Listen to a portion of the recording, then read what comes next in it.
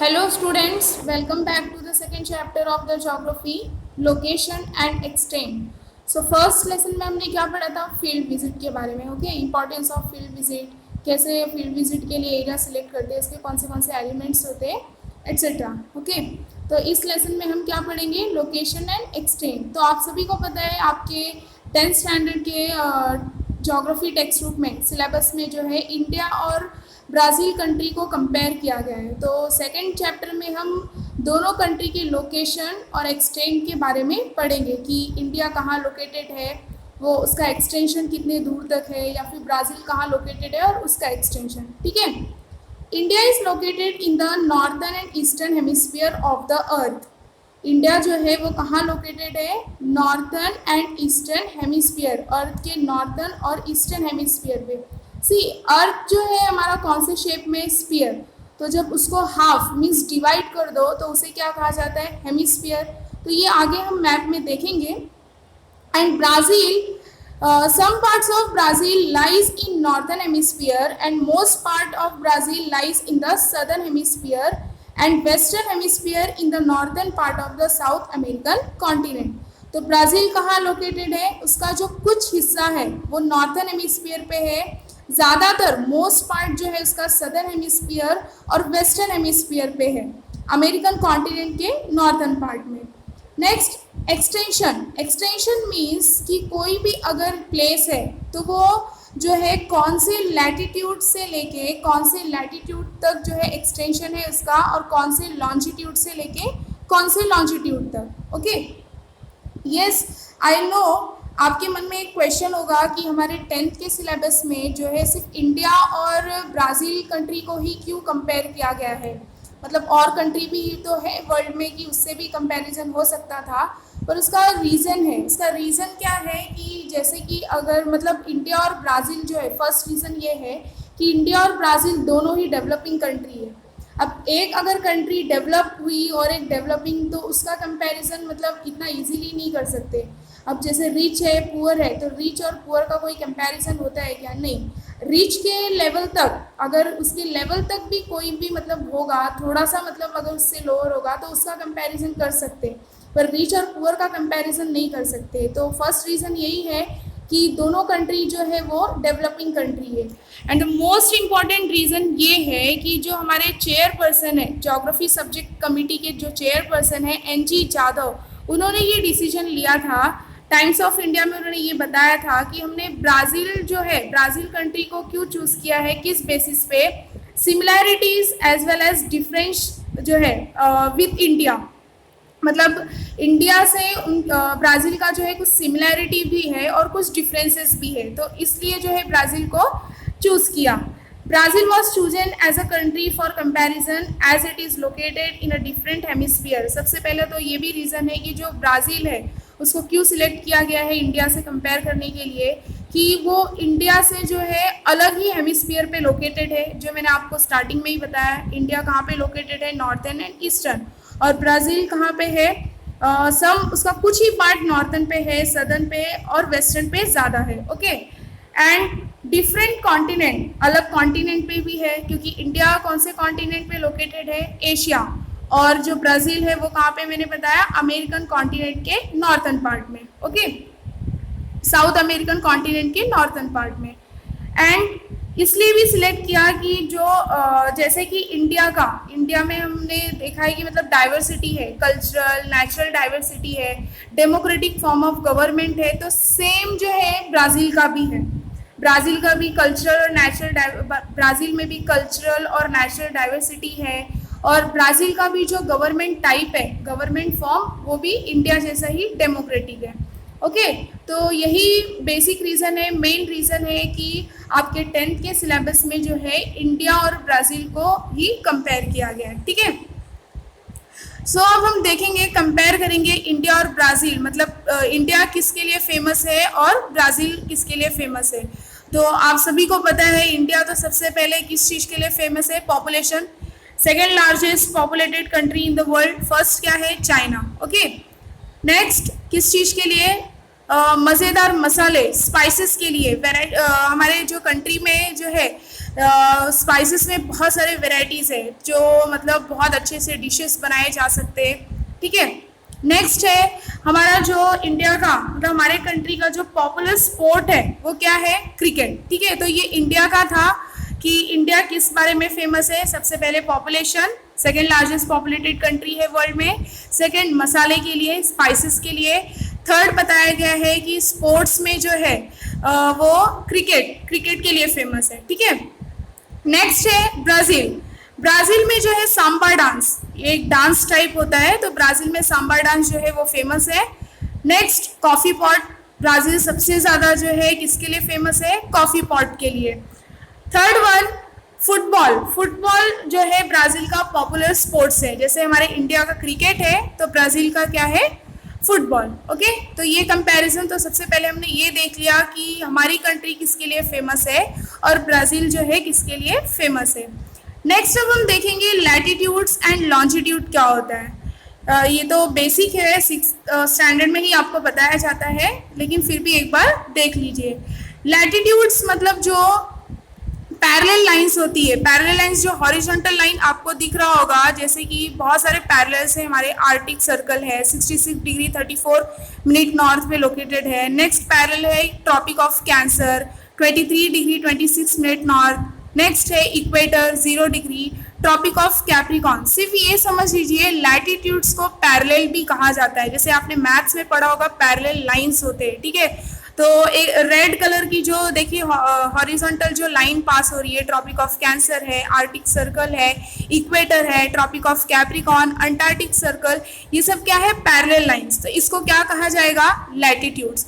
तो देखिए जो एक पैरेलल जो इक्वेटर जो पास हुआ है ग्लोब के मिडल से, तो वो दो पार्ट में अर्थ के से स्फीयर शेप में है। तो जब एक पैरेलल जब बीच से जो पास हुआ है तो अर्थ जो है दो पार्ट में डिवाइड हुआ, तो इक्वेटर का जो अपर पोर्शन है, अपर पार्ट, उसको क्या बोला जाएगा, नॉर्थर्न हेमिस्फीयर। देखिए लिखा हुआ है नॉर्थर्न हेमिस्फीयर, और इक्वेटर का जो बिलो पार्ट है उसको क्या बोलेंगे, southern hemisphere.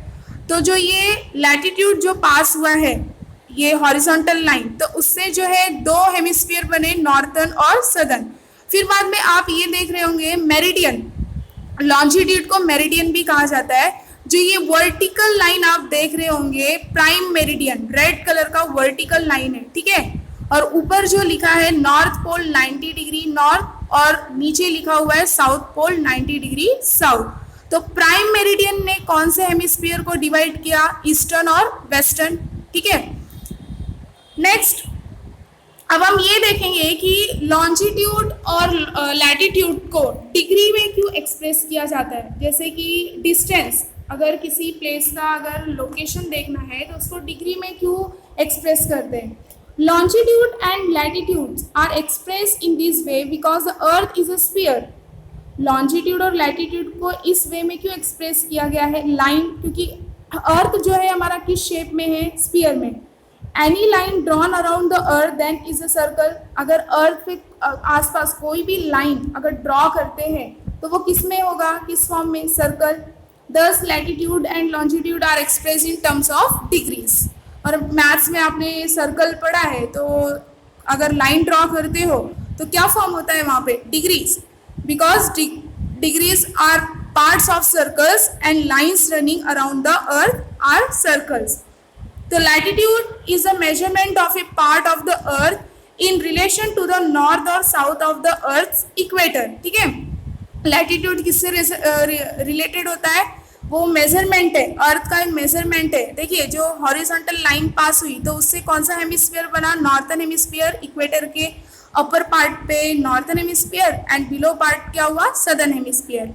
And longitude is the measurement of a part of the earth in relation to the east और वेस्ट। और जो प्राइम मेरिडियन आप देख रहे हैं रेड कलर की लाइन, तो उससे कौन सा हेमिस्फीयर है बन रहा है, ईस्टर्न और वेस्टर्न।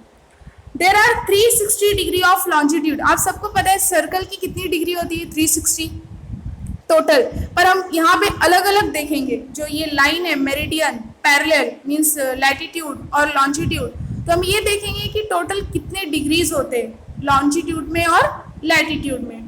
तो 360 डिग्री होते हैं लॉन्जिट्यूड में, मीन्स क्या हो जाएगा 180 degree east to 180 degree west. और हमारे लैटिट्यूड में सिर्फ 180 डिग्री होते हैं। तो 90 डिग्री नॉर्थ जो वहाँ पे इमेज में दिखाई दे रहा है ऊपर की तरफ, इक्वेटर के ऊपर वाला जो पार्ट है प्राइम मेरिडियन के साइड में, और नीचे जस्ट उसके अपोजिट साइड में 90 degree south.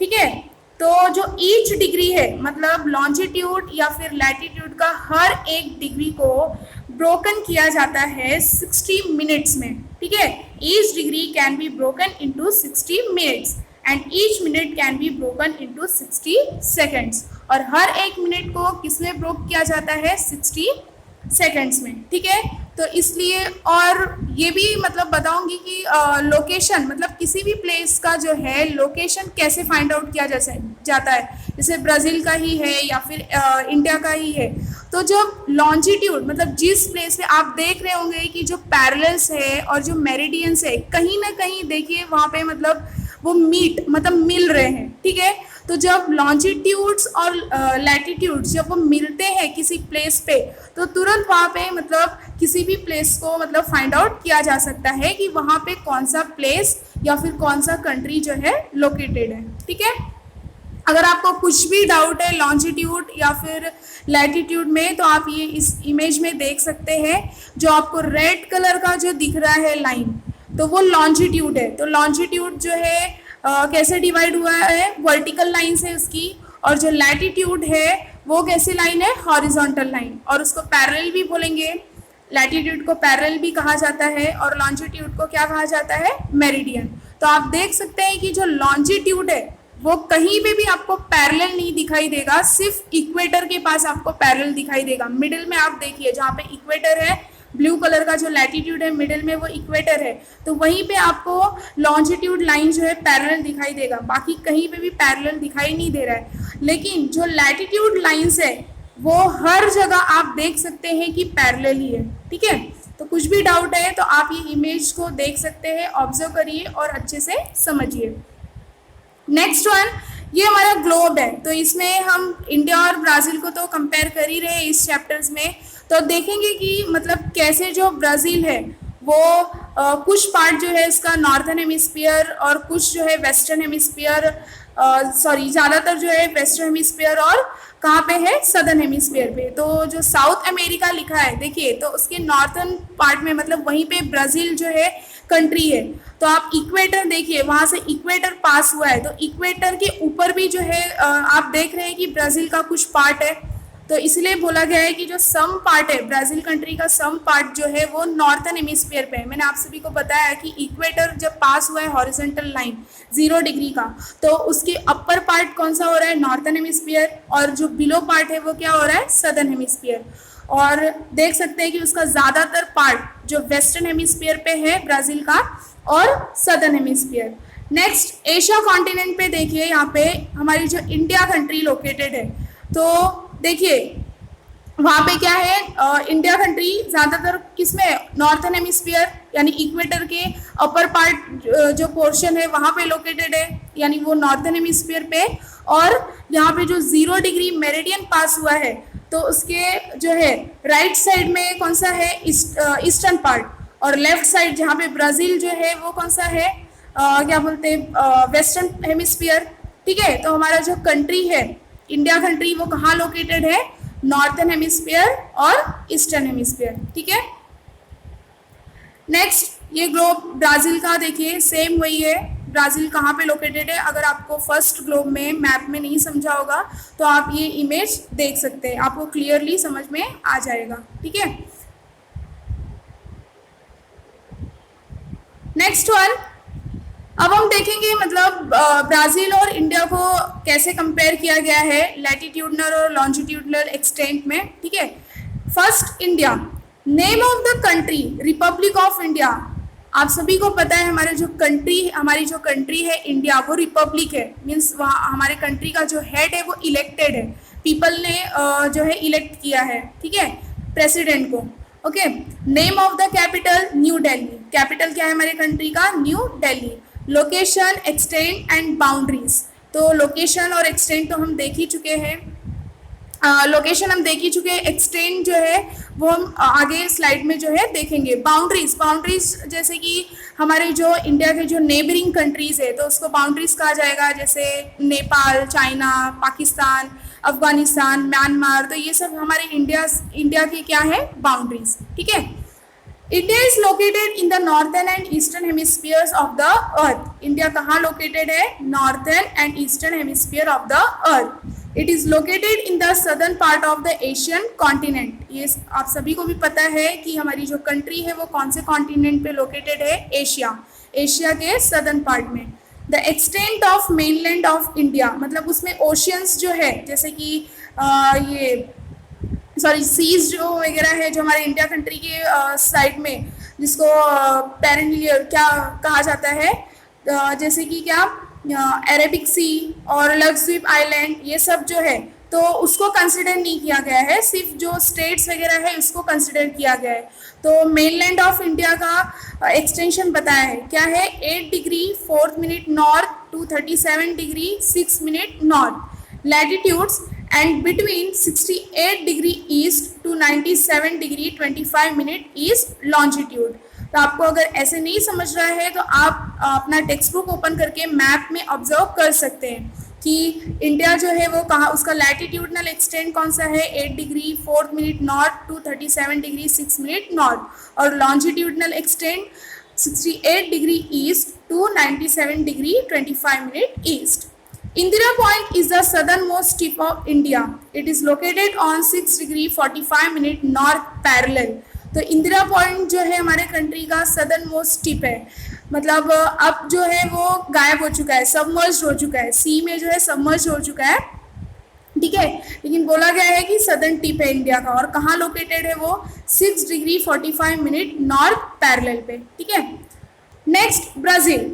Name of the country, federative republic of Brazil. मैंने स्टार्टिंग में ही बताया कि जो गवर्नमेंट टाइप है, गवर्नमेंट फॉर्म, वो ब्राज़ील और इंडिया दोनों का सेम है। तो आप देख सकते हैं जैसे इंडिया का जो गवर्नमेंट है वो रिपब्लिक है, वैसे ही सेम किसका है, ब्राज़ील का। फेडरेटिव, फेडरेटिव मीन्स बहुत सारे स्टेट को मिला के जब एक कंट्री बनती है तो उसे फेडरेटिव कहा जाता है। तो ब्राज़ील क्या है, federative republic of Brazil. Name of the capital, Brasilia. तो ब्राज़ील का कैपिटल क्या है, Brasilia. Some part of Brazil lies in the northern hemisphere while most of it lies in the southern hemisphere. Also, it lies in the western hemisphere in the northern part of South American continent. तो Brazil का कुछ part जो है, some part कहाँ पे located है, northern hemisphere पे, while most of it मतलब ज़्यादातर उसका जो पार्ट है सदर्न हेमिस्फीयर और साउथ अमेरिका कॉन्टिनेंट के नॉर्थन पार्ट वेस्टर्न हेमिस्फीयर पे लोकेटेड है। The extent of mainland of Brazil means उसमें भी सीज जो है उसको इंक्लूड नहीं किया गया है, सिर्फ ब्राज़ील का मेनलैंड पार्ट जो है वो इंक्लूड किया गया है इसके एक्सटेंशन में। 5 degree 50 minute north to 33 degree 45 minute south latitudes and between to 34 degree 45 minute west to 73 degree 48 minute west longitude. Brazil का लैटिट्यूडनल एक्सटेंड कितना है, 5 डिग्री 15 मिनट नॉर्थ से लेके 33 degree 45 minute north south, and longitudinal extent 45 degree west to 34 degree 45 minute west to 73 degree 48 minute west। ठीक है। Next अब हम देखेंगे historical background of India. India का हिस्टोरिकल बैकग्राउंड कैसा था।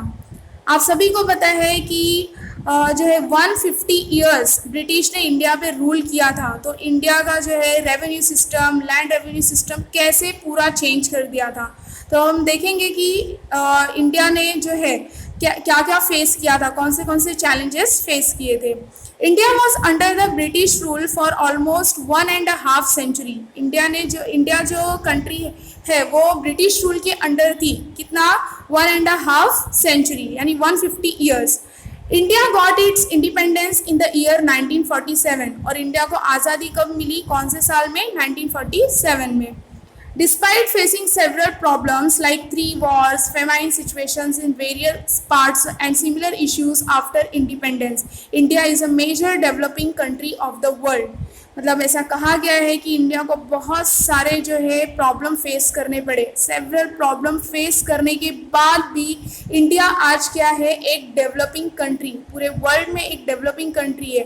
सो इंडिया को कौन से प्रॉब्लम फेस करने पड़े थे, जैसे कि 3 वॉर्स हुआ, first world war, second world war, cold war, famine situation भी इंडिया को फेस करने पड़े। इंडिया के कुछ पार्ट्स में जो है फेमाइन, सूखा, अकाल पड़ गया था, अनाज की कमी हो गई थी। सिमिलर इश्यूज आफ्टर इंडिपेंडेंस, मतलब यही सेम इश्यूज जो है इंडिपेंडेंस मिलने के बाद भी इंडिया को फेस करना पड़ा। उसके बावजूद जो है इंडिया आज वर्ल्ड की सबसे क्या है, developing country. India is considered to be a global market too. India को क्या कंसिडर किया गया है, ग्लोबल मार्केट। ग्लोबलाइजेशन के बाद इंडिया ओपन मार्केट मीन्स सबसे जो है ट्रेड रिलेशन हो गया, हर एक कंट्री से जो है उसका ट्रेड रिलेशन हुआ, तो उसको ग्लोबल मार्केट भी कंसिडर किया गया है। Because of various economic reforms from time to time, India's economic development has paced up. Paced up मतलब क्या होता है, तेजी से, मतलब रफ्तार में आगे बढ़ना। तो इंडिया में जो है बहुत सारे इकोनॉमिक रिफॉर्म्स हुए, मतलब रिफॉर्म्स मतलब सुधार हुए, improvement, time to time improvement हुए। तो इंडिया ने जो है इकोनॉमिक डेवलपमेंट भी अचीव किया। The proportion of youth in India's population is high, मतलब इंडिया के पॉपुलेशन तो बहुत है, हमने स्टार्टिंग में ही देखा कि सेकेंड लार्जेस्ट पॉपुलेटेड कंट्री है वर्ल्ड में, लेकिन इसमें जो यूथ का, मतलब नौजवानों का जो प्रपोर्शन है वो इंडिया में ज़्यादा है, हाई है। Because this forms a major part of working population, India is looked upon a young country. So youth अगर ज़्यादा है तो वर्किंग पॉपुलेशन भी ज़्यादा ही होंगे। अब वर्किंग पॉपुलेशन किसको बोलेंगे, जो काम करते हैं, जैसे बिलो 60 ईयर्स और 18 ईयर्स अबव जो लोग हैं जो काम करते हैं, तो उसे वर्किंग पॉपुलेशन कहा जाता है। अब बच्चे जो हैं तो वो तो पेरेंट्स के ऊपर डिपेंड रहते हैं, उनको वर्किंग पॉपुलेशन नहीं बोल सकते। और जो सीनियर सिटीजन्स हैं, 60 ईयर्स अबव, उनको भी वर्किंग पॉपुलेशन में इंक्लूड नहीं किया जाता, क्योंकि वो भी डिपेंड हो जाते हैं। तो ऐसा कहा गया है कि अगर इंडिया में यूथ का पॉपुलेशन हाई है तो इंडिया जो है, इंडिया में वर्किंग पॉपुलेशन भी ज़्यादा है, इसलिए इंडिया कैसा दिखाई देता है, एक यंग कंट्री जैसा। Next, historical background of Brazil. तो जैसे इंडिया जो है बहुत सालों तक ब्रिटिश के कब्जे में था, ब्रिटिश रूल के अंडर था, तो वैसे ही ब्राज़ील किसके अंडर था, पोर्तुगीज़ रूल के। For more then 3 centuries Brazil was under Portuguese rule. 3 centuries बोला गया है, तो ब्राज़ील किसके अंडर था, पोर्तुगीज़ रूल के। Brazil gain its independence in 1822। Brazil को इंडिपेंडेंस कब मिल गया, 1822 में। From 1930 to 1985 for more than half century it was under a populist military government. Means 3 century तो पोर्तुगीज़ रूल के अंडर था ब्राज़ील, और 1930 से लेके 1985 तक में more than half century Brazil जो है वो किसके अंडर था, पॉपुलिस्ट मिलिट्री गवर्नमेंट। वहाँ पे किसका रूल था, मिलिट्री गवर्नमेंट का। Okay, it has overcome global financial difficulties in the late 20th century. और बाद में ब्राज़ील ने जो पहले सेंचुरी में जो है 20th सेंचुरी के पहले जो भी ग्लोबल फाइनेंशियल डिफ़िकल्टीज को फेस करने पड़े थे, तो 20th सेंचुरी में जो है धीरे धीरे उस ग्लोबल फाइनेंशियल डिफ़िकल्टीज़ को ब्राज़ील ने ओवरकम करना शुरू किया। डिफ़िकल्टी को सामना करते करते वो आगे बढ़ा। ठीक है, Brazil is seen as a contributor to economic growth of the world. World में जो है इकोनॉमिक ग्रोथ के मामले में ब्राज़ील कैसे दिखाई दे रहा है, एक major contributor and an important market in the future. ऐसा भी दिखाई दे रहा है कि फ्यूचर में एक इम्पॉर्टेंट मार्केट जो है ब्राज़ील बन सकता है। Okay, next, do you know we celebrate our independence day on August 15। हम अपना इंडिपेंडेंस डे जो है कब सेलिब्रेट करते हैं, 15 अगस्त को। Various Brazil celebrates her independence day on September 7। और ब्राज़ील का इंडिपेंडेंस डे अपना सेलिब्रेट करता है September 7। India has federal parliamentary Republic type of government, various Brazil has federal presidential Republic type of government. India जो है, India में कौन सा टाइप का गवर्नमेंट है, फेडरल पार्लियामेंट्री रिपब्लिक, और ब्राज़ील में presidential republic. The name of Brazil comes from pau brasil a local wooded tree. जो ब्राज़ील का नाम है वो कहाँ से डिराइव हुआ है, लोकल वुडेड ट्री, वहाँ का ही एक जो है वुडेड ट्री, लकड़ी वाला जो है पेड़ है, जो पेड़ फर्नीचर बनाने के काम आता है, पाओ ब्राज़ील, तो वहीं से ये जो है डिराइव हुआ है ब्राज़ील कंट्री का नाम। Okay, hope you understand this chapter. Thank you.